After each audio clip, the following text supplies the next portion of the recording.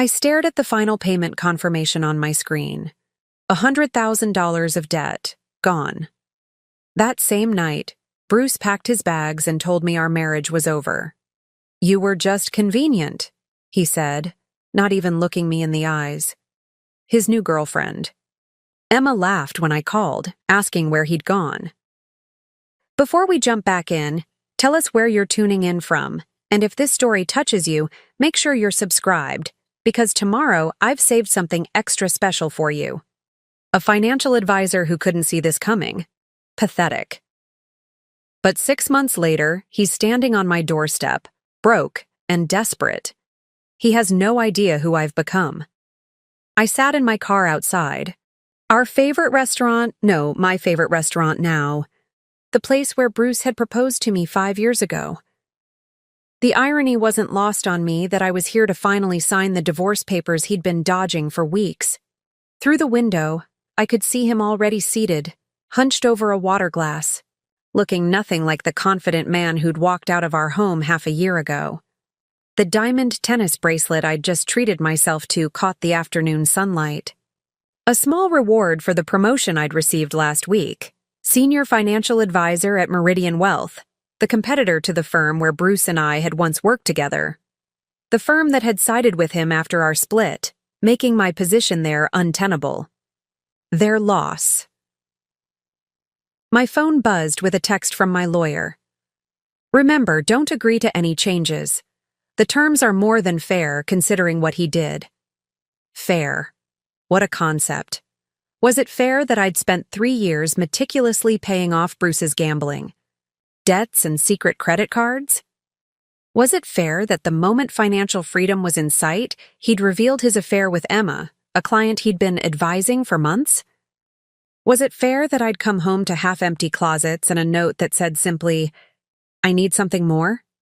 I took a deep breath, smoothed my designer dress, another recent indulgence, and stepped out of my new car. The hostess recognized me immediately. "Ms. Wilson, your husband is already seated." "Ex-husband," I corrected with a smile. "And it's back to Ms. Hayes now." As I approached the table, Bruce stood awkwardly, attempting a hug that I sidestepped with practiced ease, offering a handshake instead. Professional, distant, the way you'd greet a client you didn't particularly trust. "Pia," he said, his voice catching. "You look amazing." I did. That was the thing about rebuilding your life from scratch. You got to decide exactly what the new version looked like. And this version wore confidence like armor. "Let's skip the small talk," I said, placing my portfolio on the table and sitting down. "I have a meeting at 3. Bruce nodded, running his hand through hair that seemed thinner than I remembered. The expensive watch he'd always worn was conspicuously absent. Instead, a pale band of skin marked where it used to be. One of many things he'd had to sell, I'd heard. "I wasn't sure you'd actually come," he said. "After I missed the last 3 meetings. The courts don't look kindly on delaying tactics," I replied evenly. "And neither do I." A flash of the old Bruce, irritation, defensiveness, crossed his face before settling back into contrition. "I deserve that. I deserve worse, honestly." I didn't acknowledge this attempt at self-flagellation. Instead, I pulled out the divorce agreement, already bearing my signature, and slid it across the table with a pen. "It's the same terms we discussed. The apartment stays with me, you keep the car, what's left of it after you pawn the stereo system, and we each walk away with our respective retirement accounts. Given the circumstances, I think that's more than reasonable." Bruce stared at the papers but didn't reach for the pen. Instead, he looked up at me with those eyes that had once made my heart race. Now I felt nothing but a detached curiosity. Like observing an exotic animal at a zoo. Interesting, but safely behind glass. "Emma's gone," he said abruptly. "She left 2 months ago." I took a sip of water, maintaining eye contact. "I'm aware." This seemed to surprise him. "You are?" "Bruce, we work in financial services in the same city. People talk. especially when someone leaves her boyfriend of 6 months because his unlimited wealth potential turned out to be smoke and mirrors. I allowed myself a small smile. I heard she took the Rolex collection on her way out. The one you assured me was an investment, Pia. They only appreciate in value. His face flushed. It wasn't like that. No? Then tell me, what was it like? I asked, surprised by my own curiosity. For months I'd imagined this conversation, rehearsed cutting remarks and dismissive gestures. But now that it was happening, I found myself genuinely wanting to understand the math of betrayal. The calculations that had made discarding our life together seem logical. Bruce shifted uncomfortably. I made a mistake. A huge, unforgivable mistake. Which one? I asked coolly. The gambling debts you hid from me for years? The affair? Or just the part where you walked out after I'd sacrificed everything to clear your name? All of it, he whispered, looking down at his hands. When I met Emma, I was already in so deep with the gambling. She seemed like an escape, like someone who saw me as successful even when I knew I was failing. And then when you paid off the last of the debt, I thought I could start fresh, be the person she thought I was. I listened, head slightly tilted, as if examining a particularly complex financial scenario. And how did that work? Out for you? His bitter laugh was answer enough. She was through the money I had left within weeks. Turns out her last 3 boyfriends were all financial advisors too. She has a type, I guess. When I couldn't keep up the lifestyle anymore, well, you know. The waiter approached, but I waved him away. This wasn't a lunch date. This was a business transaction. The final one between Bruce and me. That's a fascinating story, I said, tapping the divorce papers. But it doesn't change anything. Sign the papers, Bruce. He looked up then, desperation clear in his eyes. I've been staying with Clyde, sleeping on his couch. I lost my position at the firm last month. I heard.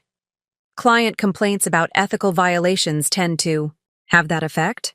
I have nothing, Pia, he continued, as if I hadn't spoken. And seeing you now, seeing what you've built without me. His voice broke. I made the biggest mistake of my life walking away from you. 6 months ago, those words might have moved me. 3 months ago, they might have satisfied some need for vindication. Now they were just sounds, signifying nothing. I reached across the table and gently pushed the papers closer to him. We all make choices, Bruce. You made yours. I made mine. And now I've built a life that doesn't have room for someone I can't trust. I could earn it back, he said quickly. Your trust. I could show you that I've changed. The gambling, the lying, it's all behind me. I hit rock bottom and I've been climbing back up. I'm in therapy. I'm attending GA meetings. I'm happy. For you, I said and meant it. Everyone deserves a second chance. Hope flickered in his eyes. But not with me, I continued firmly. That chapter of our story is closed. The hope died, replaced by something darker. Anger always had been Bruce's fallback when charm failed. So that's it? 7 years together, and you're just done? I smiled then, without warmth. I was done the moment you walked out that door. With your bags packed, Bruce. Now I'm just making it official. I glanced at my watch, a real Cartier, purchased with my first commission check after landing a major client who'd followed me from my old firm. I have a meeting in 40 minutes. Are you going to sign, or should I have my lawyer proceed with the contested filing? 7 years earlier, I'd been Pia Hayes, 28, newly certified financial advisor with big dreams and a small cubicle at Rossmore Financial. It was my 3rd month at the firm when Bruce Wilson walked in, all confidence and charisma, transferred from the Chicago office to help expand our high-net-worth client division. I still remember the first time I saw him, leaning against Carol's desk, making her laugh at something while gesturing with his coffee cup. He had this way of commanding attention without seeming to try. Dark hair always perfectly styled, suits that fit like they were created specifically for his frame, and a smile that made you feel like you were the only person in the room. Preparing and narrating this story took us a lot of time, so if you are enjoying it, subscribe to our channel. It means a lot to us. Now back to the story. "Who's that?" I'd asked Elise, my cubicle neighbor who knew everything about everyone. "Bruce Wilson," she'd whispered back, not bothering to hide her appreciation. "Rising star from Chicago. Supposedly broke all kinds of records with client acquisition there. Single, 34, and according to office gossip, recently broke up with some socialite whose daddy didn't think a financial advisor was good enough for his princess." I'd rolled my eyes at the gossip, but found myself smoothing my hair when Bruce walked past my desk later that day. "You're Hayes, right?" he'd said, stopping suddenly. "Carol mentioned you landed the Peterson account. That's impressive. They've been with Brightline for decades." I'd straightened in my chair, surprised he knew about my small victory. "They wanted someone who could help their daughter navigate her trust fund without blowing through it. I specialize in next-generation wealth planning." His smile had widened. "Smart. Build a relationship with the kids before they inherit, and you've got clients for life." He'd extended his hand. "Bruce Wilson. Looking forward to seeing more of your work." His handshake was firm, his gaze direct in a way that made my cheeks flush. As he walked away, Elise had shot me a knowing look that I'd pretended to ignore. 3 days later, Bruce had appeared at my desk again, this time with a proposal. "The McKinnons, big real estate family, 3 generations of wealth, are looking to set up trusts for their grandchildren. Right up your alley. Want to co-present?" It was unusual for someone at his level to invite collaboration with a junior advisor like me. "Why me?" I'd asked directly. He'd seemed taken aback by my question, then laughed. "Because Peterson is one of our oldest clients, and you convinced them to transition their daughter's account here when everyone else had failed. Because you have the credentials in intergenerational wealth planning that I don't. And because I've read your client proposals, and they're better than most of the senior advisors here." He'd paused, then added with a smile, "Is that enough reasons, or should I continue?" We landed the McKinnon account, the first of many successful collaborations. Working with Bruce was exhilarating. He had an energy about him, an ability to read people and know exactly what they needed to hear. Where I was methodical and detail-oriented, he was intuitive and big picture. We complemented each other perfectly. Our first date happened 3 months after we started working together. We'd just secured a major client, and the celebration with the team had spilled from the office happy hour into a late dinner. As the group thinned, somehow it ended up just being the 2 of us, sharing a bottle of wine and talking about everything except work. "Why finance?" he'd asked, refilling my glass. "You don't fit the typical profile." "You mean I don't fit the bros who were good at math but wanted to make more money than engineering pays stereotype?" I'd teased. "Exactly," he'd laughed. "So, what was it for you?" I'd taken a sip of wine, considering how much to share. "My dad lost everything when I was 16. He trusted the wrong people, made investments he didn't understand, and by the time I was applying to colleges, we were living in my aunt's basement. I rarely talked about this, but something about Bruce made it feel safe. I watched how financial insecurity changed him, changed our whole family. I wanted to understand money so I could never be in that position, and then I realized I could help others avoid the same mistakes." Bruce had reached across the table then, taking my hand. "That's why you're so good with the cautious clients, the ones who need to trust before they invest. And you've never met a risk you didn't like." I'd countered, but squeezed his hand back. "Calculated risks," he'd corrected. "Life's too short to play it completely safe." His thumb had traced circles on my palm, sending unexpected warmth up my arm. "Does that philosophy extend to your personal life?" I'd asked, suddenly bold. "I'm sitting here with the most brilliant woman in the firm, breaking about 6 different HR policies," he'd replied with a grin. What do you think? Our relationship progressed quickly after that. Weekend trips to the coast, late nights discussing client strategies that turned into discussions about our future. Bruce was passionate about everything: his work, his hobbies, and especially us. After years of dating pragmatic, predictable men, his intensity was intoxicating. 6 months in, he asked me to move in with him. His apartment was sleek and modern, with floor-to-ceiling windows overlooking the city.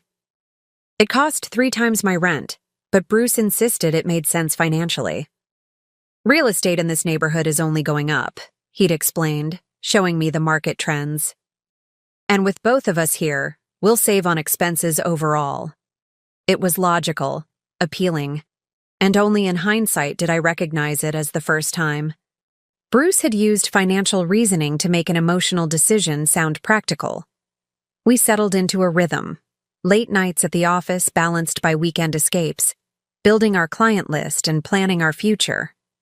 When Bruce was offered a junior partnership, I organized a surprise party at his favorite restaurant, inviting colleagues and his closest friends. "I couldn't have done this without you," he'd whispered that night as we swayed on the dance floor, the celebration winding down around us. "You're my secret weapon, Pia." I'd laughed against his shoulder. "Not so secret anymore." Clyde from accounting told me the partners specifically mentioned our client retention rates when they were discussing your promotion.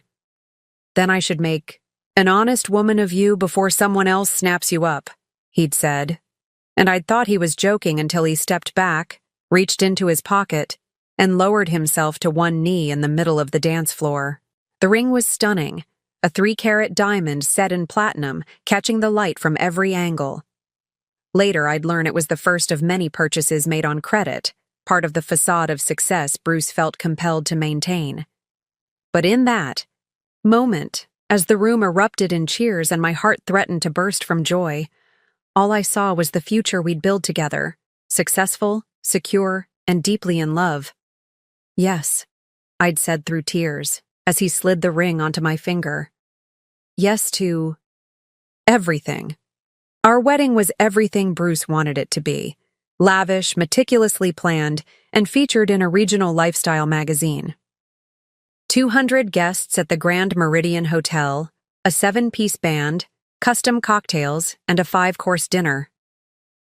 I'd initially suggested something smaller, perhaps a destination wedding with just close friends and family, but Bruce had been adamant. "We only do this once," he'd said, showing me photos of elaborate floral arrangements. "And half of these guests are potential clients. It's not just a wedding, it's an investment in our future." I'd relented, caught up in his enthusiasm and the whirlwind of wedding preparations that consumed us for the next 6 months. Looking back, I should have paid more attention to the way Bruce's eyes lit up when discussing the business connections at our wedding, rather than the ceremony itself. But at 29, madly in love and rapidly advancing in my career, I saw his ambition as an asset, not a warning sign. The day itself was magical. Despite the promotional feel that crept in around the edges, Bruce had somehow convinced the venue to give us a discount in exchange for inclusion in their marketing materials. My father, healthier and happier since I'd helped him restructure his finances and find stable employment, had walked me down the aisle with tears in his eyes. "He's a lucky man," Dad had whispered, squeezing my hand as we reached the altar. "Just make sure you keep your own bank account, sweetheart. Independence is security." I'd kissed his cheek, taking his words as the overprotective caution of a man who'd once lost everything. Later, I would recognize it as the first genuine financial advice I should have heeded. The first year of marriage was a blur of professional achievements and domestic adjustments. Both of us were putting in 60-hour weeks, building our client portfolios, and navigating the subtle politics of the firm. We purchased a condominium in an up-and-coming neighborhood, another investment opportunity Bruce had discovered through a client. "It needs work," he'd admitted as we walked through the outdated kitchen and bathrooms. "But we'll build equity with renovations. My client's construction company can do the work at cost if I help his son restructure his student loans." 6 months and 3 maxed-out credit cards later, we had the sleek, modern home Bruce had envisioned, featured in the same lifestyle magazine that had covered our wedding. When I expressed concern about the mounting renovation expenses, Bruce had shown me a spreadsheet projecting the property's appreciation. "Trust me," he'd said, kissing away my worries. "I know what I'm doing." And I believed him, because that's what love does. It trusts, it hopes, it gives the benefit of the doubt. Besides, our careers were soaring.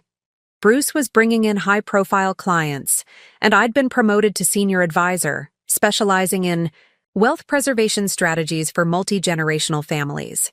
We were the golden couple of Rossmore Financial, pictured together at charity events and featured in the firm's marketing materials.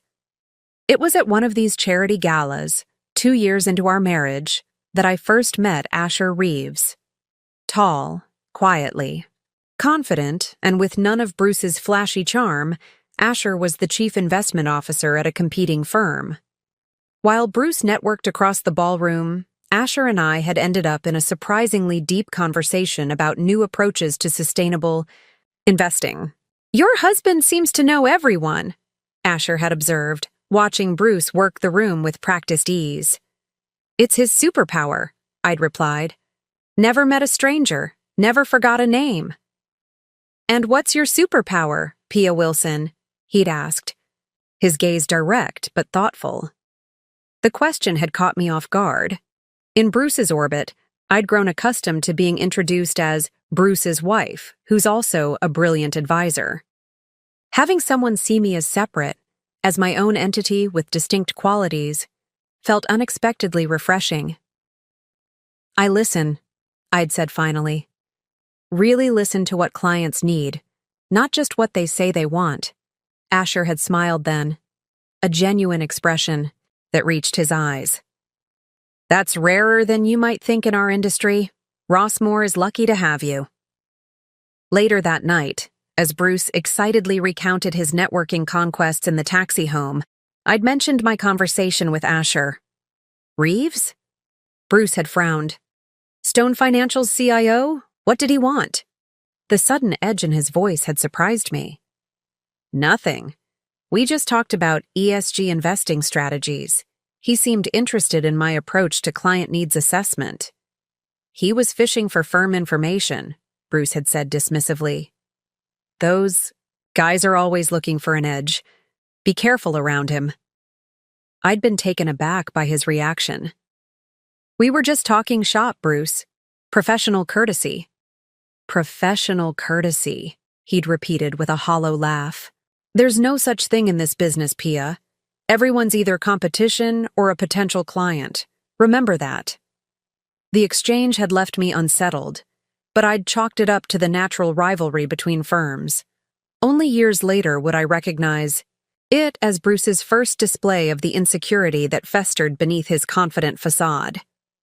As we approached our 3rd anniversary, subtle changes began to appear in our routine. Bruce started working later, often coming home after I'd gone to bed. Weekend brunches with friends were increasingly canceled in favor of emergency client meetings. His expense reports, which I used to review as part of our shared financial planning, were suddenly off limits. "It's just boring business stuff," he'd deflect when I asked. "Why waste your brilliant mind on expense receipts when you could be focusing on the Henderson inheritance strategy?" Then came the first unexplained cash withdrawal, $5,000 from our joint account. When I questioned it, Bruce had seemed momentarily startled, then smoothly explained it was for a client appreciation event. "Last-minute opportunity," he'd said, kissing me on the forehead. "Had to move quickly. It's going to bring in huge returns." The event was never mentioned again, and I didn't press. We were both busy with our careers, and our professional trust had always been implicit. Besides, our finances still looked healthy. On paper, increasing salaries, growing investment portfolio, rising property value.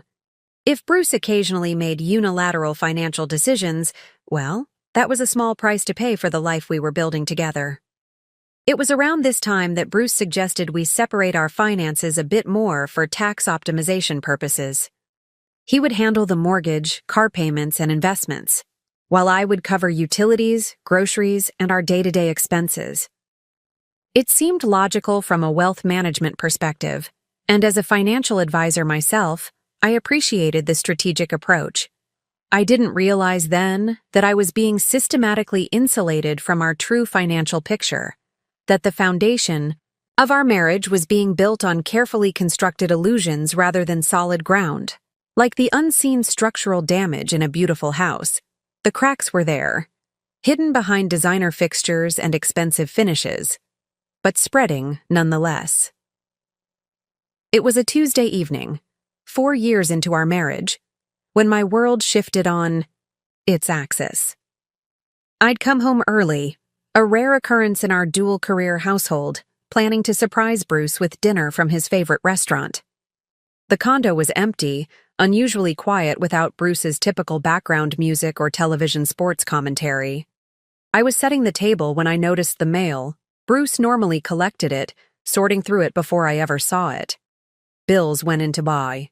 His office, catalogs and magazines to the coffee table, junk mail straight to recycling. His system, his domain. But today, the mail sat untouched in a pile on the entryway table. I flipped through it casually, coupon circulars, a home design magazine, a credit card offer, until I reached an official-looking envelope from American Express marked Urgent. Final notice. It was addressed to Bruce, but we'd been married 4 years. There were no secrets between us, or so I believed. The statement inside made my blood run cold. A balance of $42,500. Minimum payment overdue for 3 consecutive months. Threat of legal action if not addressed immediately. My hands shaking, I set it aside and continued through the pile.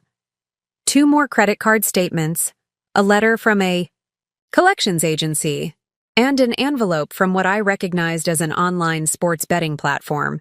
Each revelation was another blow to the foundation of trust I'd built my marriage on. By the time Bruce came home, I had arranged the statements in a neat row on our dining table, the takeout food forgotten and cold in its containers. "What's all this?"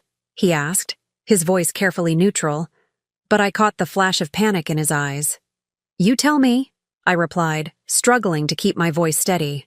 $42,000 on the Amex, $38,000 on the Visa, $23,000 on the Discover, and apparently $15,000 owed to BetRightNow.com.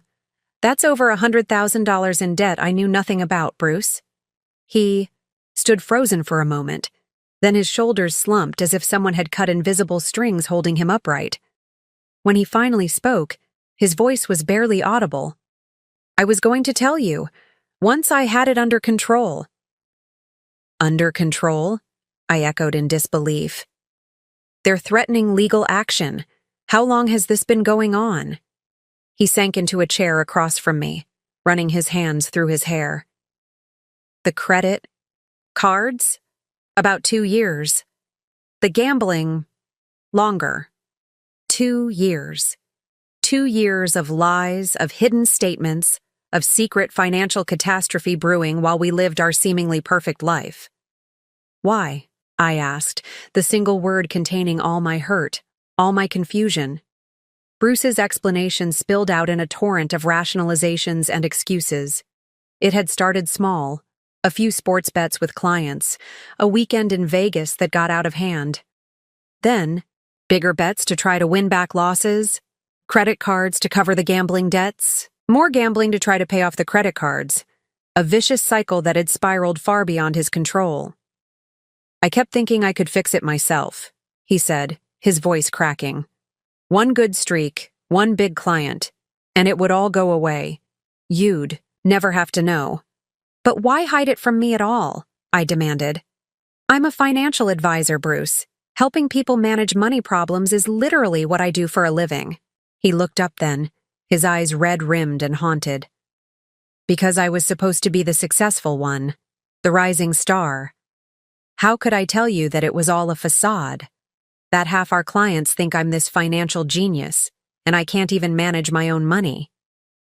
The irony would have been laughable if it weren't so devastating. Bruce Wilson, the man who dazzled wealthy clients with investment strategies and wealth preservation techniques, drowning in consumer debt and gambling losses. We need to tell the firm, I said finally.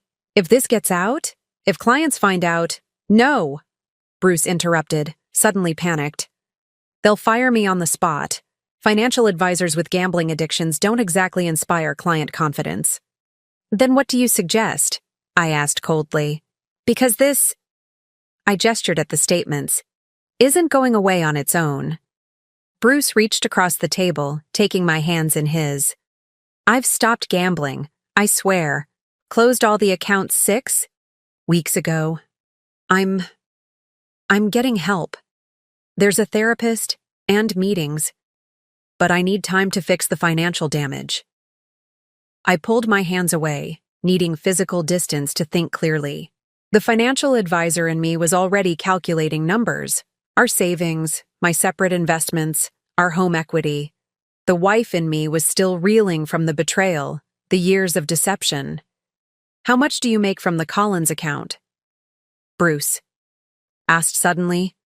What? The Collins family, your biggest client. What's your annual commission? I stared at him, thrown by the abrupt change in topic. About 90,000. Why? And the Harrington Trust? 65, give or take. Bruce, what are you? That's over 150,000 just from 2 clients, he said, leaning forward intently. If we lived on my salary and used yours to tackle the debt, we could be free in 3 years. Less if we sell some assets. I sat back, stunned by the calculation. You want me to use my entire income to clean up your secret gambling debts? Our debts, he corrected softly. I'm your husband, Pia. For better or worse, remember. I stood up abruptly, needing to move, to think. 4 years of marriage, of building a life together, of planning for a future that suddenly seemed built on quicksand.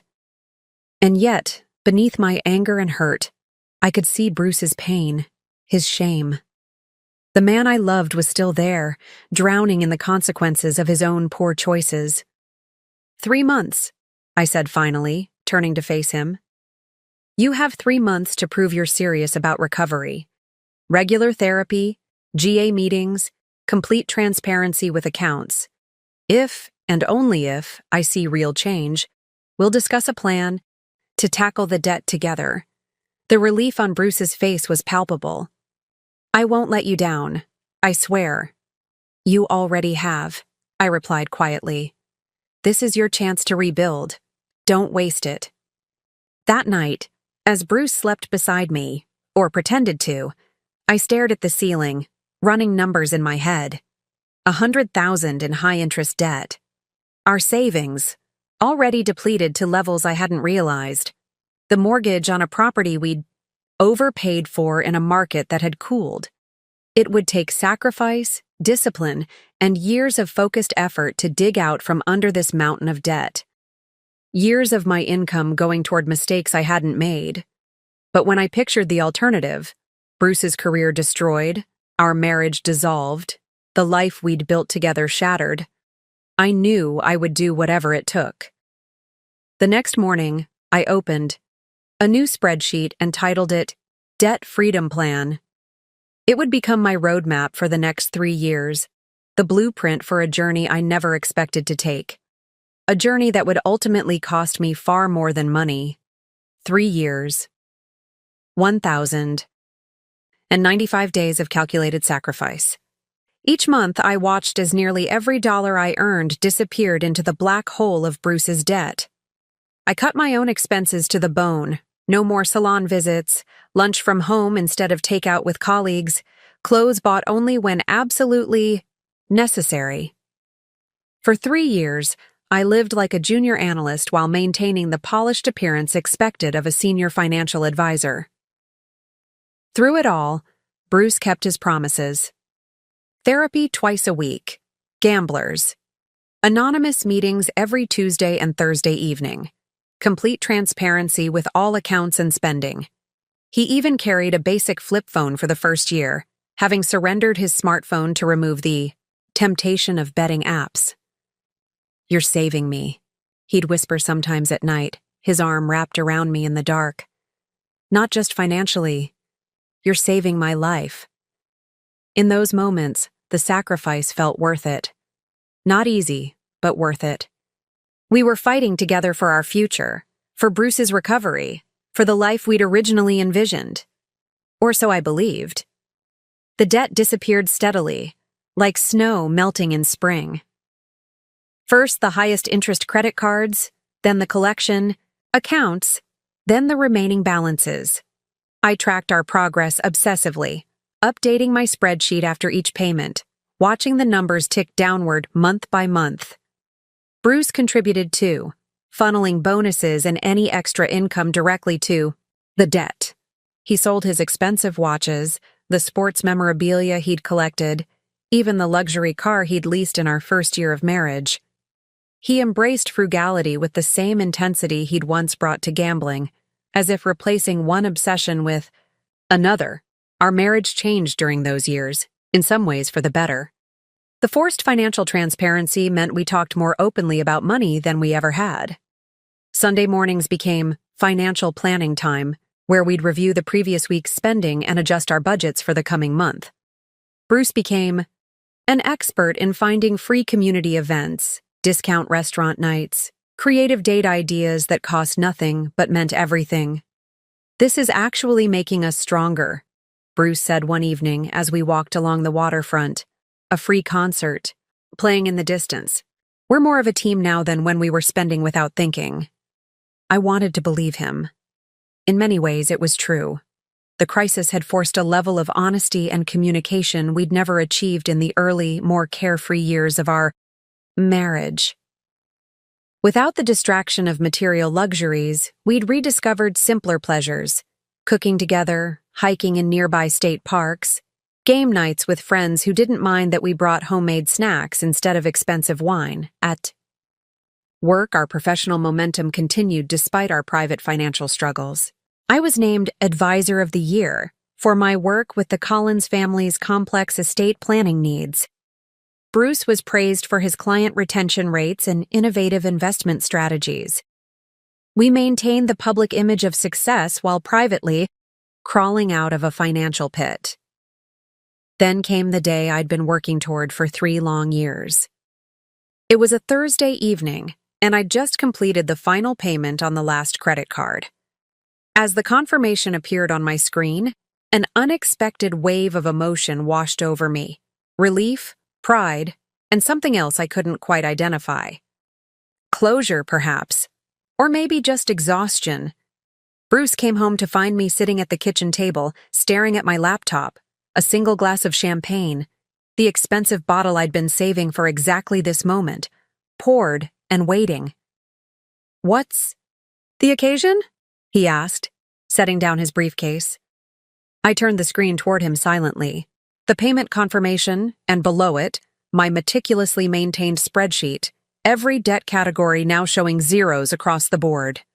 His eyes widened as understanding dawned. We're done? It's all gone?" I nodded, a smile spreading across my face as his reaction mirrored my own feelings. "As of 20 minutes ago, we are officially debt-free." Bruce crossed the room in 3 long strides, pulling me to my feet and into a tight embrace. "You did it," he murmured into my hair. "You actually did it." "We did it," I corrected, pulling back to look at him. "It was a team effort." He poured himself a glass of champagne, his hand slightly unsteady with emotion, and raised it in a toast. "To my incredible wife, who stood by me when I didn't deserve it. To new beginnings and second chances." We clinked glasses, both of us teary-eyed. The weight that had pressed down on us for 3 years suddenly lifted, leaving a strange lightness in its wake. "So what now?" Bruce asked, setting down his glass. "What's the plan for all that income you've been throwing at my mistakes?" I smiled, excited to finally share the ideas I'd been quietly developing. "First, we rebuild our emergency fund. 6 months of expenses minimum. Then we max out our retirement contributions. We've fallen behind on those. After that, I hesitated, suddenly nervous about voicing the dream I'd been nurturing. I've been thinking about starting my own advisory practice, something small at first, focused on women in transition, divorcees, widows, career changers. Bruce's eyebrows shot up. Your own firm? Wow, that's a big step. It's just an idea right now, I said quickly. Something to consider down the road. For now, I'm just happy we can start building instead of digging out. He nodded, but something in his expression had shifted, a fleeting shadow I couldn't quite interpret. We should celebrate properly, he said, his familiar enthusiasm returning. Dinner at Maison Laurent this weekend. My treat. I've been saving my commission from the Patterson account for something special. I hesitated, the frugal habits of the past 3 years hard to shake. That's so expensive. Exactly, Bruce said, his smile dazzling. We deserve this, Pia. One perfect night to mark the end of our financial nightmare and the beginning of the life we were always meant to have. How? Could I argue with that? After 3 years of sacrifice, one extravagant dinner seemed like a reasonable indulgence. Besides, there was something wonderfully symbolic about returning to the restaurant where Bruce had proposed, now on solid financial ground, instead of the debt-fueled illusion we'd been living in back then. That Saturday night was magical. A 7-course tasting menu, wine pairings selected by the sommelier, attentive service that made us feel like the only diners in the crowded restaurant. Bruce was at his charming best, regaling me with client stories I hadn't heard, making plans for weekend trips we could finally afford, his eyes bright with possibilities. I've been thinking, he said as we lingered over dessert. Maybe it's time to look at starting a family. The suggestion caught me by surprise. We'd put those discussions on hold during the debt repayment years, both agreeing that children shouldn't enter the picture until our financial situation was stable. Really? You feel ready for that? Bruce reached across the table for my hand. I've never been more ready. We're financially secure, our careers are thriving, and after what we've been through, I know we can handle anything together. In that moment, everything felt perfect. The elegant restaurant, the delicious food, the beautiful man across from me who had faced his demons and emerged stronger. The future stretched before us, bright with promise and possibility. It was exactly 1 week before my world collapsed.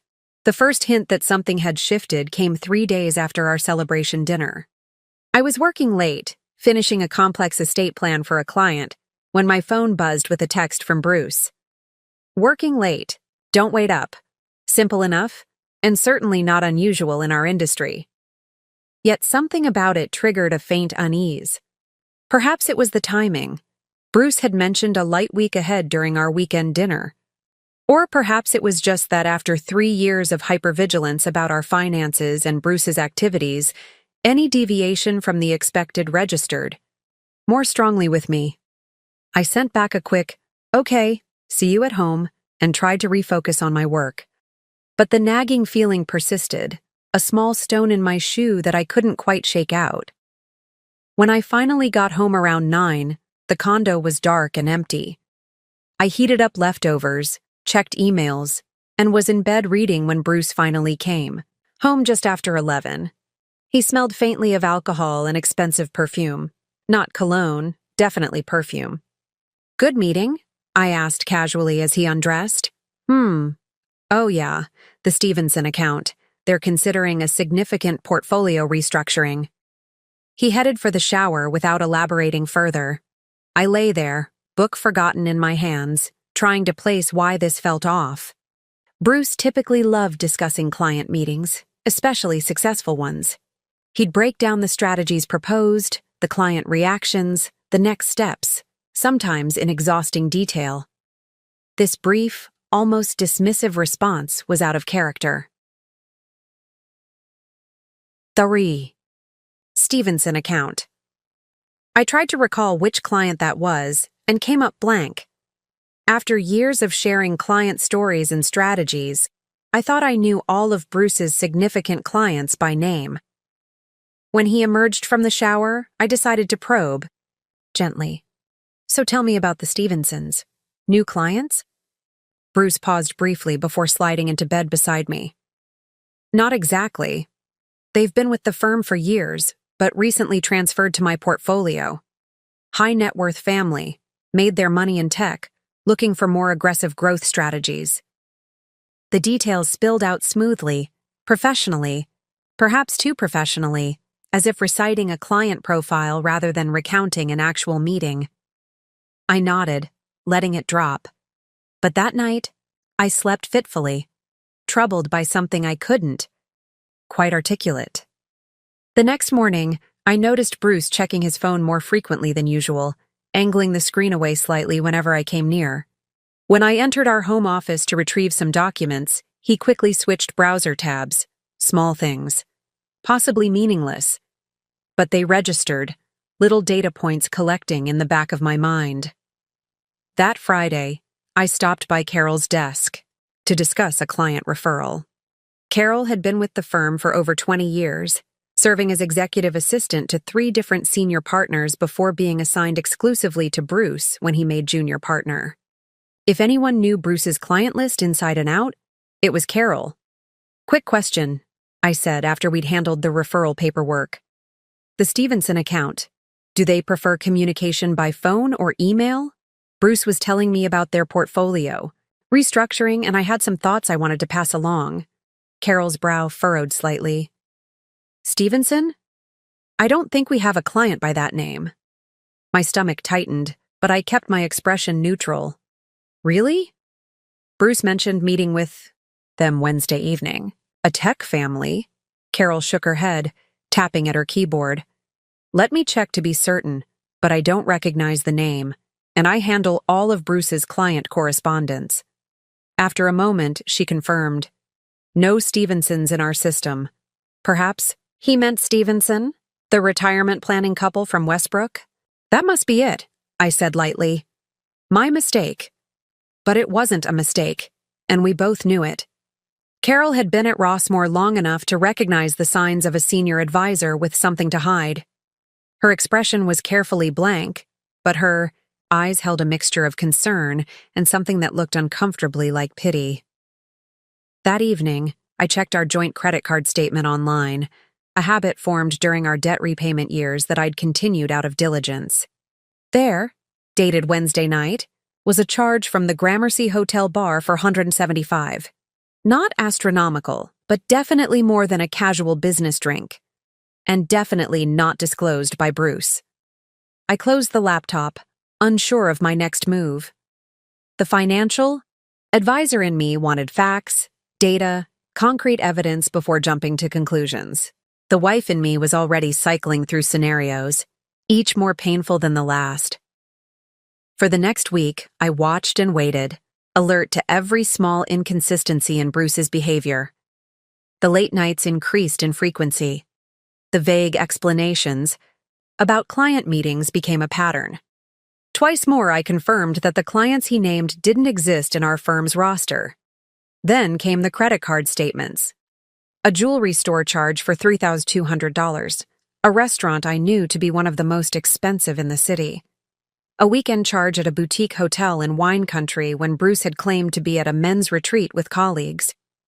Meanwhile, Bruce's behavior, at home, oscillated between distant and overly attentive. Some nights he barely spoke, absorbed in his phone or claiming exhaustion. Other nights he'd bring home expensive gifts, a designer scarf I'd mentioned liking months ago, artisanal chocolates, from a shop across town, premium tickets to a show I'd expressed interest in. What's the occasion? I'd asked when he presented the theater tickets. Do I need an occasion to spoil my amazing wife? He'd responded, kissing me with an intensity that felt almost desperate. After everything you've done for us, for me, you deserve to be celebrated. The gifts, the sudden romantic gestures, they should have been sweet, reassuring. Instead, they triggered memories of my father's warning signs, echoes of financial psychology I'd observed in clients caught in cycles of guilt and compensation. One evening, I arrived home to find Bruce in the kitchen, preparing an elaborate dinner, an expensive bottle of wine already breathing on the counter. "Special dinner for my special woman," he announced, coming over to kiss me. "I thought we deserved a night in." I smiled, dropping my briefcase by the door. "Looks wonderful. Let me just change quickly." In our bedroom, I set down my purse and noticed Bruce's suit jacket draped over the chair. Almost without conscious thought, I reached into the inside pocket and found a small velvet box. Inside was a pair of diamond stud earrings that probably cost more than our monthly mortgage payment. I closed the box and returned it exactly as I'd found it, my heart pounding. This surge in spending, these lavish gifts, where was the money coming from? We had rebuilt some savings since paying off the debt, but nowhere near enough to justify these extravagances. Was Bruce gambling again? Had he opened new credit accounts I wasn't aware of? Or was there another explanation, one I couldn't bring myself to fully articulate even in the privacy of my own thoughts? That night, as we ate the gourmet meal Bruce had prepared, I maintained the performance of normalcy, smiling, discussing work, complimenting his cooking. But behind my pleasant facade, my mind was cataloging evidence, analyzing patterns, preparing for what increasingly seemed like an inevitable confrontation. The next morning, I made a decision. I left for work. Early, telling Bruce I had a breakfast meeting with a client. Instead, I drove to a small coffee shop across town, opened my laptop, and began a methodical investigation into our current financial situation. All accounts, all credit cards, all investments. If something was wrong, I would find it in the numbers. I always did. What I discovered made my blood run cold. The numbers didn't lie. They never did. That was what I loved about finance. The clarity, the objectivity, the irrefutable truth of mathematics. And what the numbers told me that morning in the coffee shop was a story of betrayal so complete, it left me physically ill. First, there were the new credit accounts. 3 of them, opened within weeks after our final debt payment. Already, they carried balances totaling nearly $30,000. The purchases matched the pattern I'd observed. Jewelry, high-end restaurants, hotel stays, clothing from designers I'd never even consider on my budget. Then there were the cash withdrawals. From Bruce's personal account, $1,000 here, $2,000 there, adding up to over $15,000 in the last month alone. Money that had appeared briefly in our joint savings account, the contributions I'd proudly noted in my budget tracking, only to be transferred to Bruce's separate account and then vanish. But most damning of all was the revelation that came when I logged into our investment portfolio. The celebration fund we'd started building after clearing the debt, intended for a future down payment on a house, for starting a family, for my dream of launching my own practice, had been nearly emptied. Over $40,000 gone, with transfer records, showing the money had been moved to an account I didn't recognize. I stared at the screen, my coffee growing cold beside me, trying to make sense of what I was seeing. The sheer magnitude of the deception was staggering. This wasn't a momentary weakness, a single poor decision. This was systematic, calculated, and ongoing. My phone buzzed with a text from Bruce. "Hope your meeting's going well. Dinner at home tonight? I have news to share." News to share. My hand shook as I set the phone down without responding. I paid for my coffee and drove to the office on autopilot, my mind racing through possibilities. I needed more information before confronting Bruce. I needed to understand the full extent of what I was dealing with. At the office, I went through the motions of my workday: client calls, portfolio reviews, team meetings, all while feeling like I was watching myself from a distance. During a break between appointments, I made a single phone call to a contact at American Express, a former client who had once offered assistance if I ever needed a professional favor. By late afternoon, I had what I needed: detailed statements for the new cards, complete with itemized purchases and exact locations. I left the office early, telling my assistant I wasn't feeling well. It wasn't a lie. My stomach was in knots, my head pounding with tension. I drove not to our condo, but to the Gramercy Hotel, where Bruce had charged that $175 bar tab the previous week. The high-end hotel with its discreet staff and luxurious amenities was exactly the sort of place a man with something to hide would choose. At the reception desk, I smiled my most professional smile. "Good afternoon. I believe my husband may have left his wallet in your restaurant last night. Bruce Wilson. He's a regular at your establishment." The young woman at the desk brightened with recognition. "Oh, Mr. Wilson, of course. I don't have any reports of a lost wallet, but I can check with the restaurant staff." "That would be wonderful," I said, maintaining my composure through sheer force of will. He mentioned he was with a client, a Ms. Emma, I believe. Perhaps they turned it in together. The receptionist's smile faltered slightly, a flicker of unease crossing her face. I'm not sure about that. Mr. Wilson usually visits with Ms. Crawford, Emma Crawford. They're in our system as regular guests?" Regular guests. The words landed like physical blows. Not just drinks at the bar, then. Not just professional meetings. Regular guests. "I see," I managed, my voice surprisingly steady. "And would they have been here last night? Around 8? The receptionist glanced at her computer, then back at me with growing discomfort. "I'm really not supposed to. That is, guest privacy. Is... Of course," I interrupted smoothly. "I completely understand. Thank you for your help with the wallet. I'll have my husband call directly if it turns up."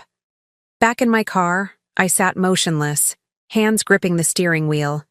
Emma Crawford.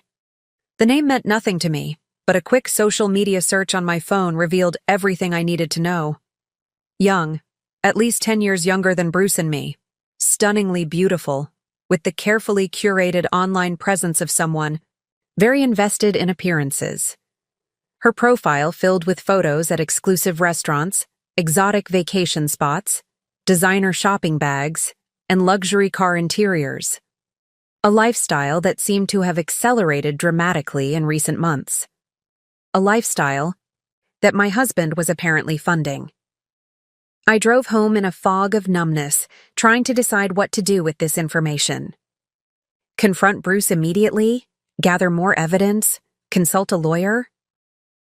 The rational part of my brain, the financial advisor who counseled clients through emotional financial decisions daily, was completely offline, overwhelmed by the personal devastation. When I arrived home, the condo was filled with the aroma of cooking food. Bruce stood in the kitchen, stirring something on the stove, music playing softly in the background. The domestic scene was so jarringly at odds with what I'd just discovered that for a moment I wondered if I'd imagined the whole thing, if the entire day had been some kind of stress-induced hallucination. "There you are," Bruce said, looking up with a smile that didn't quite reach his eyes. I was starting to worry. "You didn't answer my text." "Meeting ran long," I said, the lie coming easily. "What's all this?" "Celebrating," Bruce said, pouring me a glass of wine and holding it out. "I have some exciting news." I accepted the wine automatically, not drinking. "What news?" Bruce's smile widened, but there was something strained about it, a brittleness around the edges. "I've been approached about a major career opportunity, a position with Crawford Investments, small boutique firm, very exclusive client list, double my current salary plus profit sharing. Crawford." The name hit me like a slap. Not a coincidence, not even close. "Crawford," I repeated. "As in Emma Crawford?" The change in Bruce's expression would have been comical under different circumstances. Shock, then calculation, then a rapid shift to cautious neutrality. "You know Emma?" "Not personally," I said, setting down the untouched wine. "But I know she's a regular guest with you at the Gramercy. I know you've spent thousands on jewelry and dinners for her." I know you've been systematically draining our savings to fund your affair. Did I miss anything important? Bruce's mask of composure slipped, replaced by defensive anger. You've been spying on me? Checking up on my whereabouts? Investigating my spending? It's called due diligence, I replied, my voice cold. Something I should have maintained throughout our marriage, apparently. He ran a hand through his hair, agitation replacing anger. It's not what you think, Pia. Emma's father owns Crawford Investments. This relationship, it's professional networking. The spending, the meetings, it's all about securing this opportunity. For us. The desperate lie hung in the air between us, as insubstantial as smoke. I almost pitied him for thinking I would believe it, for underestimating me so completely. Stop, I said quietly. Just stop. I've seen the hotel charges, Bruce. The weekend getaways when you were supposedly at conferences. The jewelry that never made it to my jewelry box. Bruce's shoulders slumped, the pretense evaporating. It just happened. Pia, I didn't plan it. Emma was a client referral, and we got talking, and… When? I interrupted. When did it start? He hesitated, and in that hesitation, I saw the final devastating truth. Before the debt was paid off, I said, the realization solidifying as I spoke. That's why you suddenly became so interested in our financial progress. Not because you were committed to our recovery, but because you needed to know exactly when you'd be free to leave. Bruce didn't deny it. He didn't say anything at all. 3 years, I whispered, my voice catching. 3 years I spent fixing your mistakes, paying your debts, believing we were building something together. And all that time you were just waiting for the right moment to walk away. Bruce was gone by morning. No dramatic midnight exodus. No shouting match that would alert the neighbors to our disintegrating marriage. In the end, it was coldly, efficiently pragmatic, like a business transaction being closed out. I'll stay at Clyde's tonight, he'd said, packing a small bag while I sat motionless on the edge of our bed. Give us both some space to think. Space to think. As if there was anything left to consider, any possible explanation that could justify what he'd done. I didn't cry until after he left. Then the tears came in a flood, great heaving sobs that left me gasping for breath, curled into a ball on the bedroom floor. 3 years of sacrifice, of believing in our shared future, of holding our marriage together through the hardest times. All of it meaningless, a foundation built on quicksand. When the tears finally subsided, I found myself surrounded by the ruins of what I'd thought was my life. Our condo, with its carefully chosen furnishings and framed photos of happier times, now felt like a museum to a relationship that had never really existed as I'd understood it. I didn't sleep that night. Instead, I moved through the rooms like a ghost, touching objects, remembering moments, trying to identify exactly when everything had started to go wrong. Had there been signs I'd missed? Red flags I'd ignored? Or had Bruce simply been that good at deception, maintaining the elaborate facade of a committed husband while systematically planning his escape? Morning brought no clarity, only exhaustion, and a hollowness that seemed to consume me from the inside out. I called in sick to work, something I'd done perhaps 3 times in my entire career, and spent the day in a fog of disbelief and pain. Bruce texted once, "I'm giving you space, but we should talk when you're ready. There's more to explain." I didn't respond. What could he possibly say that would matter now? By the second day, the initial shock had begun to crystallize into something harder, colder. I forced myself to shower, to eat something, to approach the situation with the analytical mindset that had served me well professionally. This was a problem to solve, a challenge to overcome. I would treat it like any financial crisis, assess the damage, identify resources, develop a strategy for recovery. I called our bank and credit card companies, removing Bruce's access to our joint accounts. I contacted a lawyer specializing in divorce, setting up a consultation for the following day. I began cataloging our assets, documenting the financial evidence of Bruce's betrayal. Every action was mechanical, methodical, a distraction from the emotional devastation lurking just beneath the surface. On the third day, I returned to work, armor of professionalism firmly in place. I smiled at colleagues, discussed client portfolios, attended department meetings, all while feeling completely disconnected from the woman going through these motions. No one seemed to notice anything amiss, or if they did, they attributed it to normal work stress. No one except Carol, who appeared at my office door late that afternoon, quietly closing it behind her. "Bruce hasn't been in for 3 days," she said without preamble. "He's not answering emails or calls. The Peterson client has been trying to reach him about their portfolio restructuring." I looked up from my computer, meeting her concerned gaze. "Bruce and I are separating," I said, the words sounding strange in my own ears, as if someone else was speaking them. "He's staying with Clyde for now. I expect he'll return to work when he's sorted himself out." Carol nodded, unsurprised. I was afraid something like this might happen when I saw the charges on his corporate card, the gifts, the hotels. She hesitated, then added softly, "The receipts for 2 everywhere he went." "You knew," I said. Not a question, but a realization. "You knew about Emma Crawford." "I suspected," she corrected. "Bruce has been careful, but I've been an executive assistant for 25 years. I notice patterns." She placed a folder on my desk.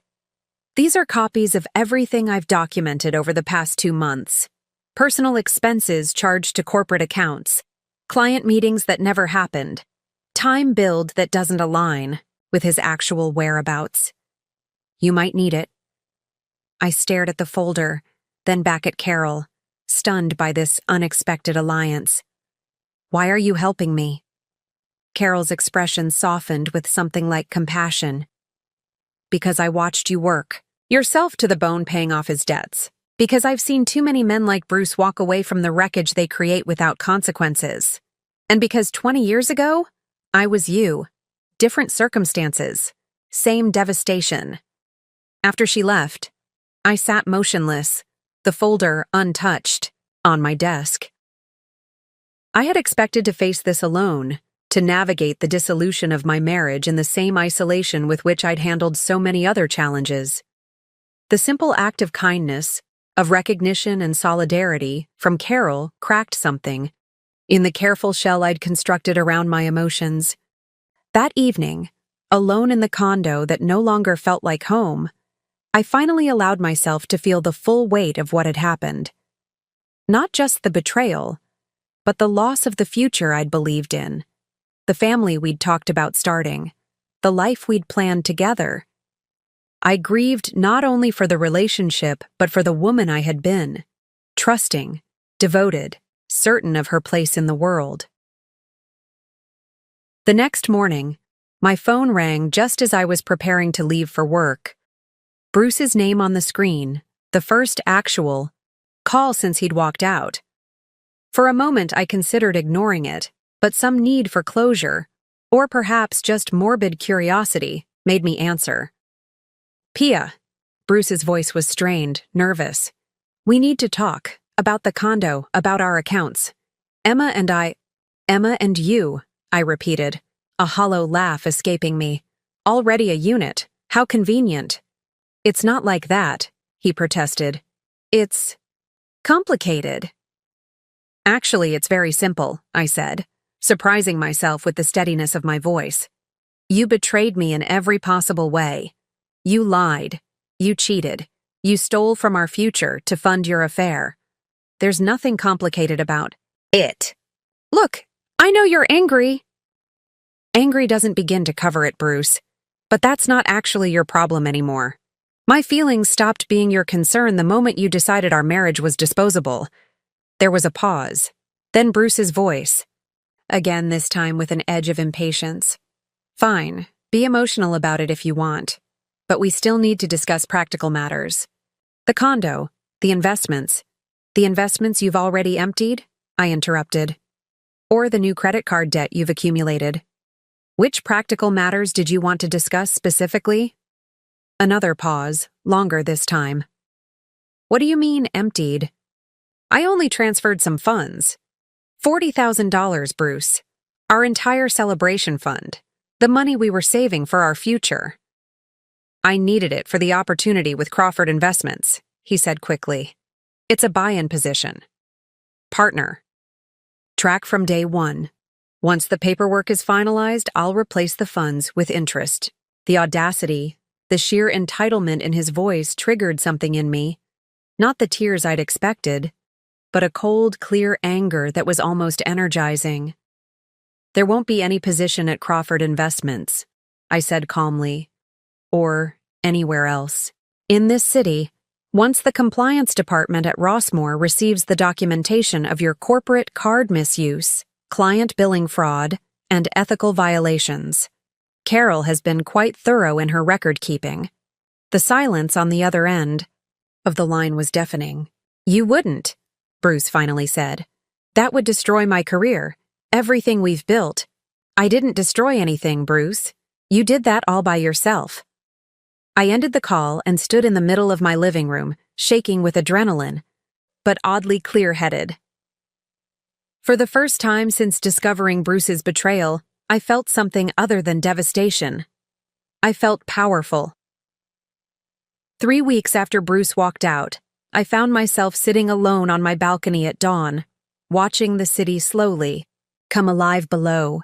Sleep had become elusive, my mind constantly cycling through memories, calculations, and plans. But that morning was different. Instead of the familiar weight of betrayal and loss, I felt something unexpected. A curious lightness, a sense of possibility I hadn't experienced in years. The realization struck me with surprising clarity. I was free. Not just from a faithless husband or the burden of his debts, but from the constant compromise that had defined our relationship. For years, I had unconsciously diminished myself, my ambitions, my needs, my very identity, to maintain the equilibrium of our marriage. I had been the responsible one, the steady one, the one who fixed problems rather than creating them. And in return, I'd received betrayal so complete it had shattered the foundation of the life I thought I was building. My phone buzzed with a text from Bruce. Meeting with lawyer today. Need to discuss division of assets. When can we talk? I set the phone down without responding. Division of assets. As if our relationship could be reduced to columns in a spreadsheet, debts and credits to be balanced. Although in truth, that's exactly what it had become long before Emma Crawford entered the picture. Inside, I opened my laptop and pulled up the document I'd been working on for the past week, a detailed financial plan, not for a client, but for myself. It laid out every aspect of my current situation and projected 5 years forward. Income, expenses, investments, retirement planning. For the first time in my adult life, I was making financial decisions based solely on my own needs and goals. And there, in black and white, was the truth I had been avoiding. Staying in the condo didn't make financial sense. It had been Bruce's choice, not mine.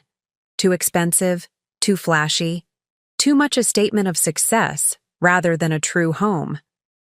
Without the burden of his debt, without the need to maintain appearances for his sake, I could choose something that actually suited me. My phone rang. Bruce again, impatient for a response. I silenced it and continued reviewing my plan. The final section, titled Professional Development, contained the seed of an idea that had been growing since the day Bruce left, establishing my own financial advisory practice. Not someday, not eventually, not when the timing was right or when Bruce thought it was a good idea. Now. Because if the past 3 weeks had taught me anything, it was that waiting for the right time was just another way of giving away my power. A knock at my door startled me from my thoughts. Through the peephole, I saw Asher Reeves, the chief investment officer from Stone Financial who I'd met at that charity gala years ago. the man Bruce had warned me against speaking to. "Asher," I said, opening the door in surprise. "What are you doing here?" He looked slightly embarrassed, holding a folder in one hand. "I'm sorry to drop by unannounced. Carol from your office gave me your address. She thought you might be interested in this." He held out the folder. Stone Financial is launching a new division focused on women in transition, divorce, widowhood, career change. Given your expertise in this area, we'd like to discuss the possibility of you heading it up. I stared at him, momentarily speechless. "You're offering me a job?" "More than a job," Asher clarified. "A partnership, your own division, your own client approach, backed by our resources and infrastructure. Carol mentioned you've been considering starting your own practice. This would give you that independence without the startup costs and risks." I invited him in, my mind racing. This was exactly the opportunity I'd dreamed of. The chance to work with the clients I felt most passionately about helping. Women navigating financial transitions much like the one I was experiencing myself. As Asher outlined the details of the offer, I felt a surge of excitement I hadn't experienced in years.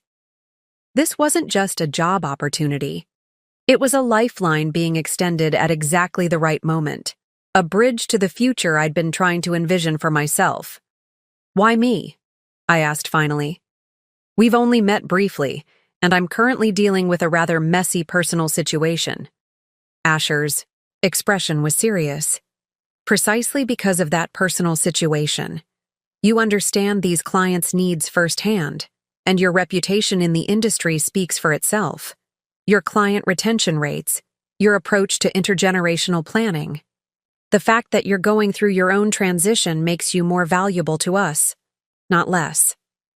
After he left, I stood in my living room, the offer letter in my hands, feeling something shift irrevocably within me. The woman who had devoted years to fixing Bruce's mistakes, who had subordinated her dreams to his needs, was gone. In her place stood someone stronger, clearer, and suddenly certain of her path forward. I picked up my phone and composed a text to Bruce. "All communication through lawyers from now on. I know exactly what I'm worth." I gave myself exactly 1 week to decide on Asher's offer. In that time, I approached the opportunity with the same methodical analysis I would apply to any major financial decision for a client. First, I created a comprehensive inventory of my current assets and liabilities. The condo had equity, despite Bruce's inflated claims about its investment potential. My retirement accounts remained intact, protected by my insistence years ago that we maintain separate long-term investments. My emergency fund, a small secret account I'd started during our debt repayment years, contained enough to support me for 3 months if necessary. On the liability side, there were the joint credit cards Bruce had recently maxed out, our shared mortgage, and the emotional debt of a failed marriage. The latter couldn't be quantified, but it weighed heavily in every calculation. Next, I assessed my strengths and weaknesses in this new landscape. My professional reputation remained strong. If anything, colleagues seemed to respect how I was, handling the personal crisis with dignity. My client relationships were solid. Several had specifically reached out to confirm I would continue managing their accounts regardless of my marital status. My network, I realized with some surprise, was actually more extensive than I'd given myself credit for. Beyond Carol's unexpected advocacy, I'd received supportive messages from industry contacts, former clients, even competitors who'd heard rumors of my situation. Years of quiet competence and ethical practice had built a foundation of professional goodwill I hadn't fully appreciated. My primary weakness was psychological. The lingering impact of betrayal, the shaken confidence, the still raw emotions that occasionally ambushed me in unguarded moments. There was also the practical reality of starting over at 35, rebuilding a personal life from scratch while simultaneously navigating a career transition. With this assessment complete, I turned my attention to the Stone Financial offer. Itself, comparing it against my original dream of an independent practice. The partnership Asher proposed would provide immediate infrastructure, an established brand, and financial stability during my personal transition. The division focusing on women in financial transition aligned perfectly with my professional passions. The terms were generous, base salary comparable to my current position, with significant upside potential through client acquisition bonuses and partnership profit sharing. The alternative, launching my own practice from scratch, offered complete autonomy but also greater risk, especially given my current emotional state and the financial implications of my impending divorce. The startup costs alone would deplete most of my liquid assets, leaving little margin for error in those crucial first months. I created a decision matrix, weighing each option against my core priorities: financial security, professional growth, work-life balance, and long-term independence. By every objective measure, the Stone Financial Partnership emerged as the superior choice, at least for now. But there was one more factor to consider: Bruce's potential reaction and interference. As a competitor in the same market, he could attempt to undermine my client relationships or spread rumors damaging to my professional reputation. I needed to anticipate and neutralize these threats. I arranged a meeting with my divorce attorney, bringing along Carol's documentation of Bruce's professional misconduct. We discussed strategy, not just for the division of assets, but for protecting my career during the separation. This evidence of corporate card misuse and billing fraud, my attorney said, reviewing Carol's meticulous records. It's compelling. We could use it as leverage in settlement negotiations. I don't want to destroy his career, I clarified. I just need insurance that he won't interfere with mine. She nodded. A mutual non-disparagement clause in the divorce agreement then, with financial penalties if breached, and we make it clear that these documents remain sealed only if he cooperates fully in the divorce proceedings and respects your professional boundaries moving forward. With that protection strategy in place, I turn to my final concern: Emma Crawford. Through discreet inquiries, I confirmed what I had suspected. She was the daughter of Robert Crawford, founder of Crawford Investments, the firm Bruce claimed to be joining as a partner. However, industry contacts indicated no such position had been announced or was forthcoming. Another of Bruce's fabrications, it seemed, designed to justify his betrayal with a narrative of professional advancement. More tellingly, Emma's social media activity had shifted in recent days. The lavish posts documenting expensive gifts and luxury experiences had been replaced by cryptic quotes about toxic relationships and moving on. The timing suggested that Bruce's financial utility might be diminishing in proportion to his diminishing access to our joint resources. On Friday evening, exactly 1 week after receiving Asher's offer, I called him to accept the position. The following Monday morning, I submitted my resignation to Rossmore Financial, effective 2 weeks later. I didn't speak to Bruce directly, but I made sure the news would reach him through professional channels, establishing the new reality on my terms. The assessment was complete, the decision made, the strategy set in motion. For the first time since Bruce walked out, I felt not just empowered but energized. This wasn't just a recovery plan. It was the blueprint for a future better than anything I had imagined during my marriage. My first month at Stone Financial passed in a blur of new routines, client introductions, and strategic planning sessions. Asher had been true to his word. I was given complete autonomy to design the new division focusing on women in financial transition. It was exhilarating and exhausting, the perfect counterbalance to the ongoing stress of divorce proceedings. We need a name for the division, Asher said during one of our planning meetings. Something that captures the essence of what you're building. I'd been considering this question for weeks. Phoenix Financial, I said without hesitation. For women rising from the ashes of major life transitions? Asher smiled. Personal experience informing professional vision. Perfect. The name resonated on multiple levels. For my clients, it represented the possibility of rebirth after loss. For me, it was a daily reminder of my own ongoing transformation.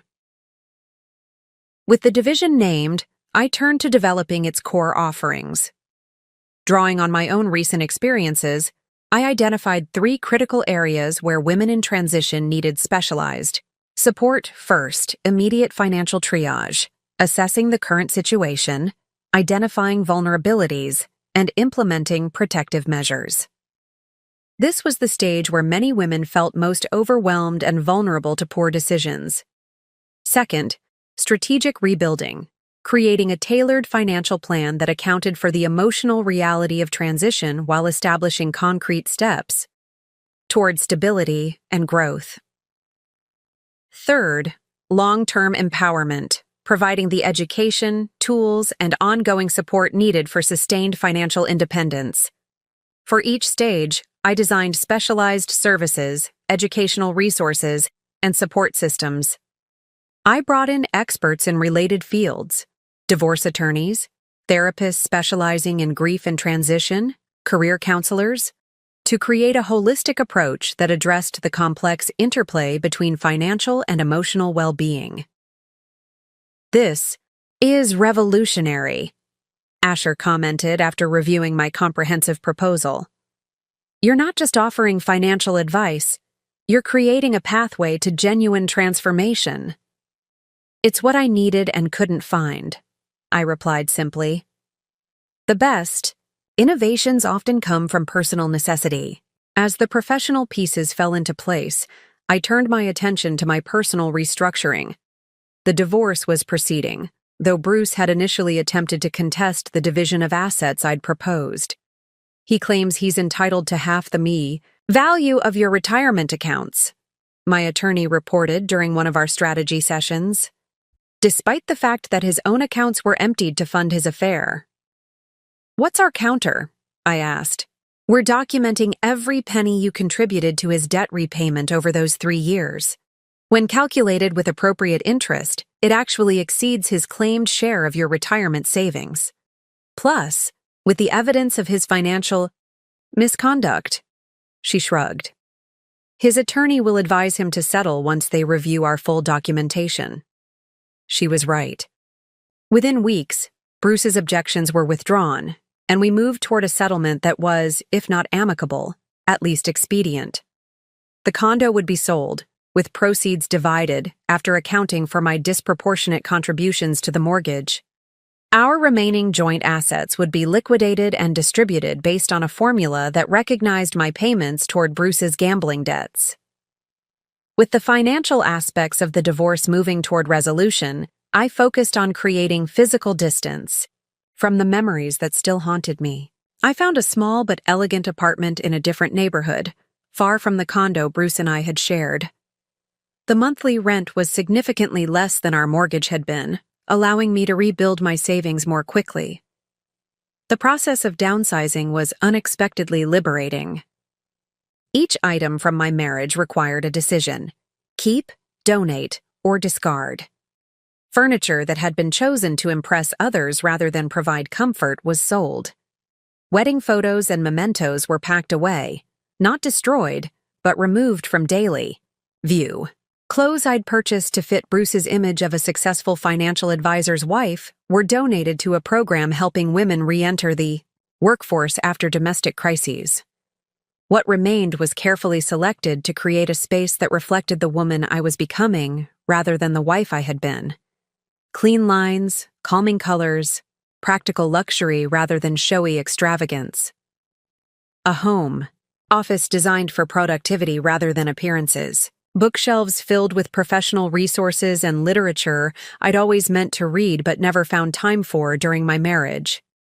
As I arranged these carefully curated possessions in my new apartment, I realized I was doing more than decorating a space.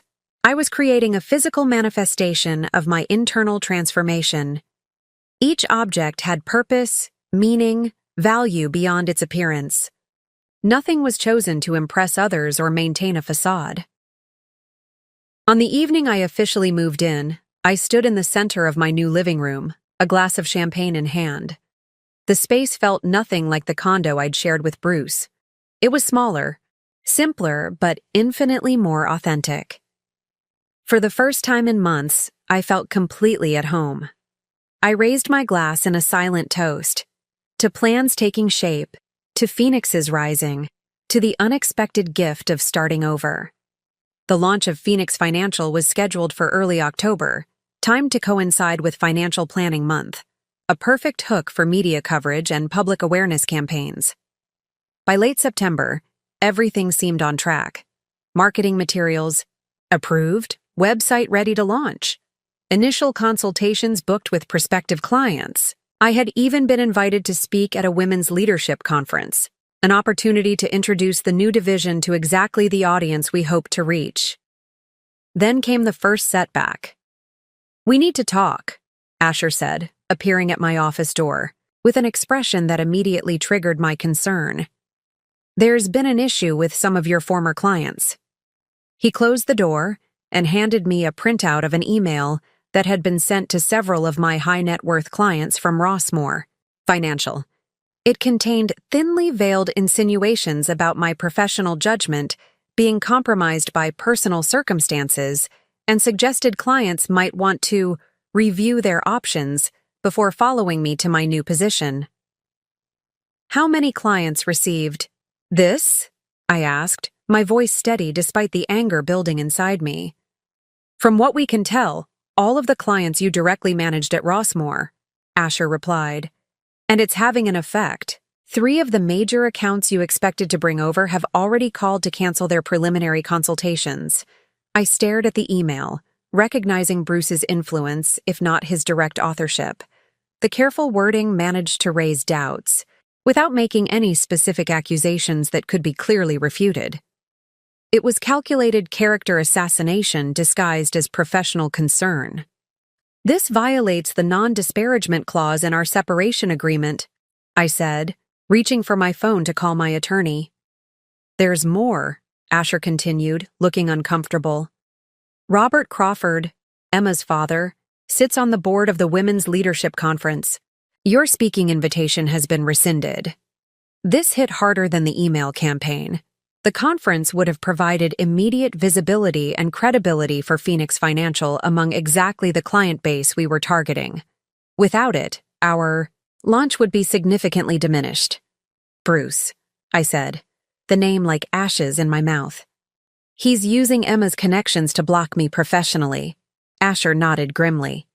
"It appears so. The question is, how do we respond?" Over the next few days, more clients withdrew their interest, citing vague concerns about my personal situation affecting my professional focus. The launch date for Phoenix Financial was postponed indefinitely as we reassessed our strategy. For the first time since leaving Rossmore, I felt the ground shifting beneath my feet. The second setback came from an unexpected source. The condo, which had been on the market for 6 weeks, finally received an offer, significantly below our asking price. The real estate market had cooled considerably, and properties in our price range were sitting unsold for months. The reduced sale price would mean less capital for each of us to rebuild with, a particular challenge for me given the investments I'd made in my fresh start. "We should accept the offer," my attorney advised. "The market isn't likely to improve in the short term, and finalizing the property division is crucial to completing the divorce." I agreed reluctantly. Another piece of my former life diminished in value. Another adjustment to the careful financial calculations I'd made. The third setback was the most personal. On a rare evening out with friends, my first real social engagement since the separation, I ran into Bruce and Emma at an upscale restaurant. They were seated at a prominent table, champagne flowing, Emma draped in jewelry that I recognized from the credit card statements I'd discovered months earlier. Bruce saw me first, his expression shifting from shock to something like satisfaction as he registered my reaction. He raised his glass slightly, a mocking toast that sent a flush of anger and humiliation through me. I excused myself from my friends and fled to the restroom, hands shaking, breath coming in short gasps. Standing before the mirror, I hardly recognized the woman staring back at me, eyes wide with hurt, cheeks flushed with anger and embarrassment. This wasn't the poised professional I'd worked so hard to become since the separation. This was the wounded wife, still bleeding from betrayal, still vulnerable to the specific pain only Bruce knew how to inflict. For a moment, doubt crashed over me in waves. Was I fooling myself? Was this whole Phoenix financial venture just an elaborate coping mechanism? A way to pretend I was thriving when I was actually just barely surviving? Was Bruce right to question my professional judgment, given how thoroughly he had deceived me in my personal life? I gripped the edge of the marble vanity, forcing myself to take slow, deep breaths. The woman in the mirror gradually calmed, her eyes hardening with resolve. No. I refused to allow Bruce's orchestrated humiliation to derail everything I had worked for. These setbacks, the client poaching, the conference cancellation, the reduced property value, this public flaunting of his affair, they weren't failures. They were tests. Tests of my resilience, my commitment to the path I had chosen. And I had never been one to fail a test. I returned to my friends, apologizing for my abrupt departure without explanation. I didn't look toward Bruce's table again. He didn't deserve my attention, my anger, or my pain. He had taken enough already. The next morning, I arrived at Stone Financial an hour earlier than usual, a new determination driving me. Setbacks demanded adaptation, not surrender. If Bruce was intent on blocking my path, I would simply find another route forward, one he wouldn't see coming until it was too late. We need to change our approach, I announced to Asher the morning after my restaurant encounter with Bruce and Emma. If we can't bring my former clients over immediately, we'll build from scratch with an entirely different demographic. Asher raised an eyebrow, intrigued. What are you thinking? The ultra-high net worth clients Bruce is targeting, they're actually a small segment of the market.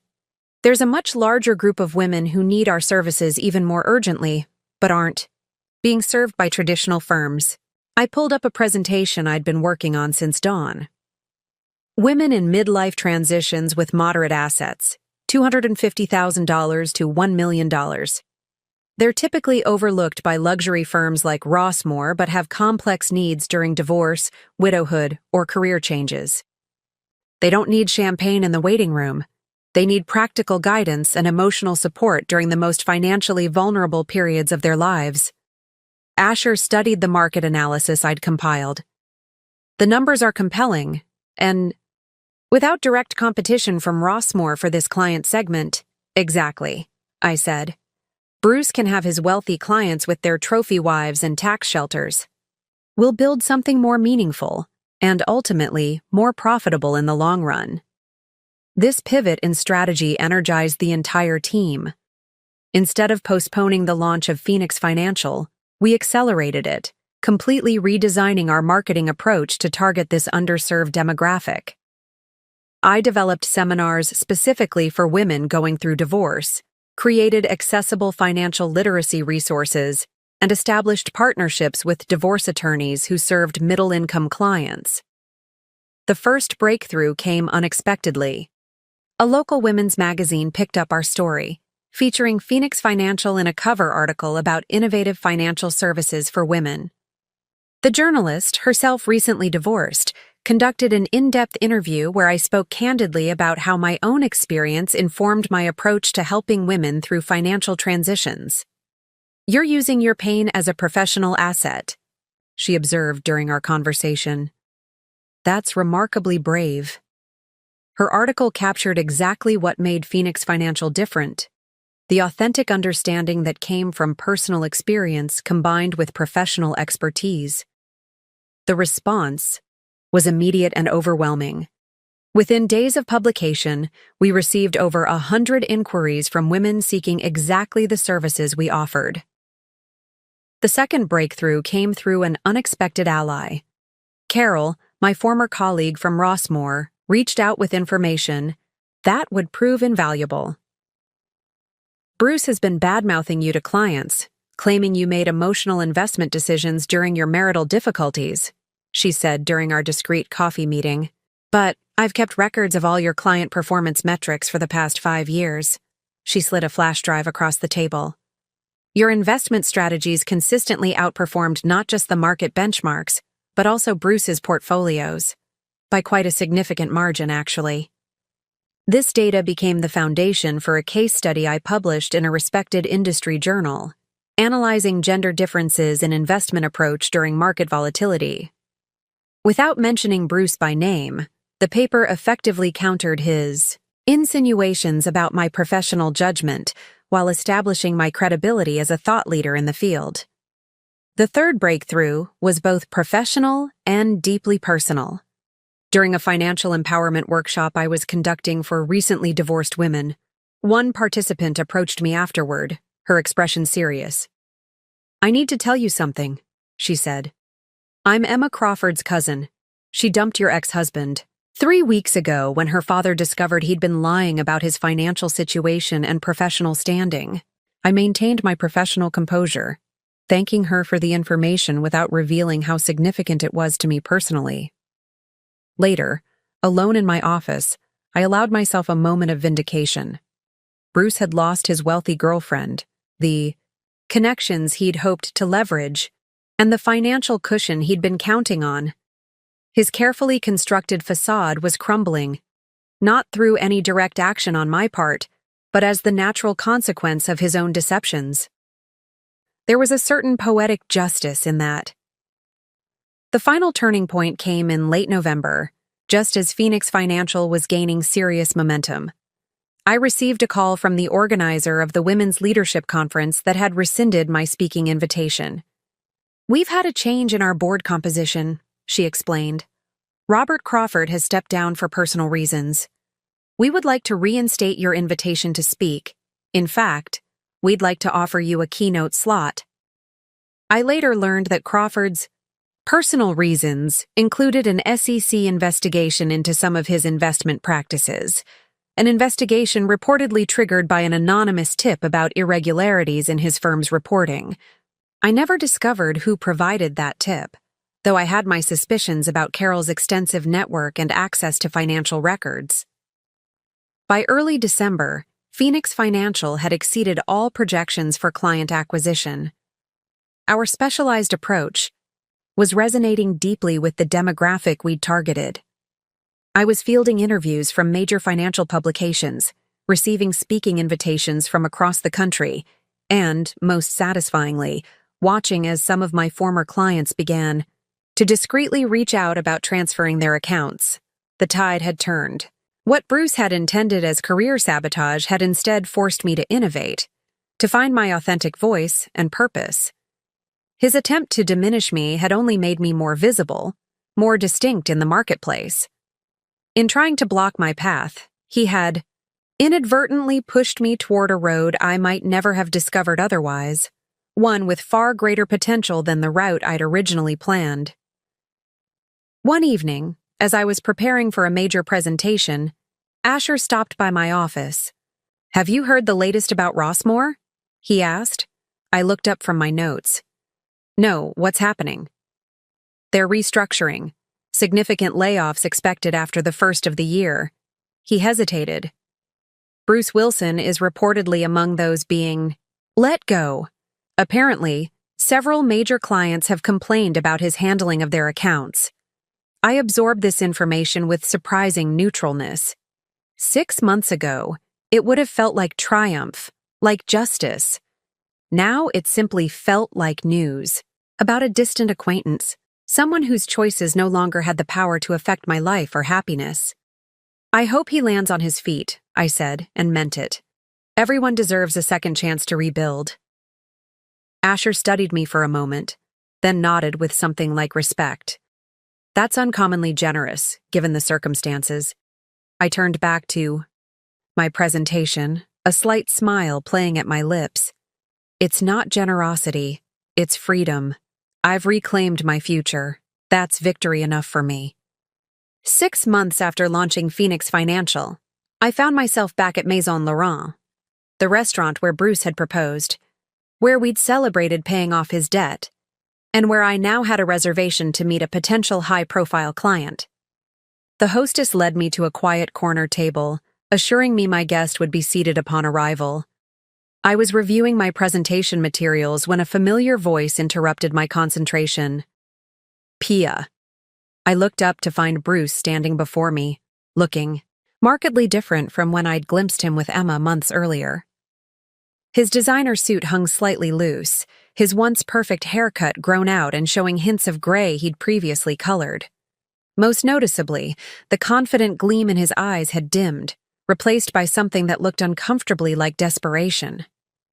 "Bruce," I acknowledged, maintaining a neutral tone. "I'm waiting for someone." "I know," he said, sliding into the chair opposite mine. "There is no client. I asked Clyde to set up the meeting using a pseudonym. I needed to see you." I should have been angry at the deception, but I felt only a detached curiosity. "Why?" Bruce glanced around, then leaned forward. "My life is falling apart, Pia. I've lost everything. Emma, my position at Rossmore, my professional reputation. I can't even get interviews at second-tier firms. I'm 3 months behind on rent for my apartment." I remained silent, waiting for him to reach the point of this orchestrated meeting. "I need your help," he finally said, his voice dropping to a near whisper. "A loan to tide me over, or even better, a position at Phoenix Financial. You're doing so well, and I have experience with the exact client base you're targeting. We always made a good team professionally." The sheer audacity of his request momentarily left me speechless. This man who had betrayed me in every possible way, who had actively worked to undermine my career, was now asking me to rescue him from the consequences of his own actions. "Let me be clear," I said, my voice calm but firm. "There will never be a place for you at Phoenix Financial. Not as an advisor, not as a consultant, not even as a client." Bruce's expression hardened. "After everything we went through together? After I helped build your career at Rossmore?" "My career that you tried to destroy," I corrected. "My clients that you attempted to poach with lies about my professional judgment. My speaking opportunity that you had canceled through Emma's connections." His eyes widened slightly, surprised that I knew the extent of his interference. "As for getting through things together," I continued, "I got through paying off your gambling debts. I got through discovering your affair. I got through rebuilding my entire life from scratch after you dismantled it. I did all of that, not we. Me." Bruce's desperate facade cracked, revealing the anger beneath. "You're enjoying this, aren't you? Seeing me brought low while you succeed. Your little phoenix rising from the ashes. It's all about revenge." I considered his words, realizing with some surprise that they held no truth for me anymore. "This isn't about you, Bruce. It hasn't been for months. Phoenix Financial exists because I finally recognized my own value and stopped diminishing myself. To maintain your ego. My success isn't your failure. They're completely unrelated events." I gathered my materials and stood to leave. "You taught me an expensive but valuable lesson about trust and self-worth. For that, I should probably thank you. But a loan or a job? No. Your financial decisions are no longer my responsibility." As I walked away, Bruce called after me. "You'll regret this, Pia. I still know people who could damage your reputation." I turned back briefly. "Threats now? That's disappointing, but not surprising." I met his gaze directly. "I'm not afraid of you anymore, Bruce. I'm not angry either. I simply have better things to focus on than the man who thought I was disposable." With that, I walked out of the restaurant and into the clear winter evening, feeling lighter than I had in months. The confrontation I'd once feared had come and gone, leaving nothing but confirmation of how far I'd traveled from the woman who had centered her life around fixing Bruce's mistakes. 1 year to the day after Bruce walked out, I stood at the podium, in a packed conference hall, looking out at hundreds of financial professionals gathered for the Women in Finance Summit. My keynote address, Rising from Financial Trauma, Building Resilience Through Crisis, had just concluded to enthusiastic applause. And now, I said as the applause faded, I'm excited to announce the next phase of Phoenix Financial's evolution. The screen behind me changed to reveal the new logo and name, Phoenix Partners, an independent financial advisory firm dedicated to serving clients in transition. Beneath it, the tagline, Your journey, your strength, our expertise. After the tremendous response to our specialized services, we're expanding beyond our initial focus to serve anyone navigating major life transitions. Divorce, yes, but also career changes, retirement, loss of a spouse, relocation, business, sales and inheritance management,